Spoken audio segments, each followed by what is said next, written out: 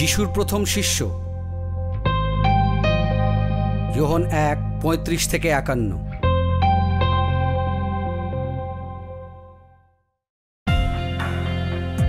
পরদিন যোহন তার দুই শিষ্যের সঙ্গে আবার সেখানে এলেন। যিশুকে সেখান দিয়ে যেতে দেখে তিনি বললেন, ওই দেখো, ঈশ্বরের মেষশাবক। তার সেই দুজন শিষ্য যোহনের কথা শুনে যিশুর অনুসরণ করতে লাগলেন। যিশু পিছন ফিরে সেই দুজনকে অনুসরণ করতে দেখে তাদের জিজ্ঞাসা করলেন, তোমরা কি চাও?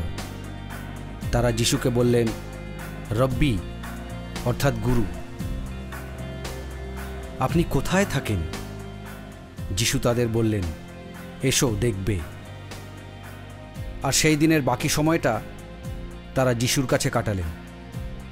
তখন সময় ছিল প্রায় বিকেল 4টে। যোহনের কথা শুনে যে দুজন লোক যিশুর পিছনে পিছনে গিয়েছিলেন তাদের মধ্যে একজন হচ্ছেন সিমন পিতরের ভাই আন্দ্রিয়। আন্দ্রিয় সঙ্গে সঙ্গে তার ভাই সিমনের দেখা পেয়ে তাকে বললেন, আমরা মসিহের দেখা পেয়েছি, অর্থাৎ খ্রিস্ট। আন্দ্রিয় সিমন পিতরকে যিশুর কাছে নিয়ে এলেন। যিশু তার দিকে তাকিয়ে বললেন, তুমি যোহনের ছেলে সিমন, তোমাকে কৈফা বলে ডাকা হবে। কৈফা অর্থাৎ পিতর। পরের দিন যিশু গালিলে যাবেন বলে ঠিক করলেন।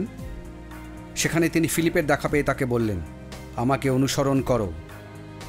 আন্দ্রিয় ও পিতর যে অঞ্চলে থাকতেন, ফিলিপ ছিলেন সেই বৈতসয়দার লোক। ফিলিপ এবার নতনেলকে দেখতে পেয়ে বললেন, আমরা এমন একজনের দেখা পেয়েছি যার কথা মসীয় ভাববাদীরা বিধি ব্যবস্থায় লিখে রেখে গেছেন। তিনি নাসরত নিবাসী যোসেফের ছেলে যিশু। নতনেল তাকে বললেন,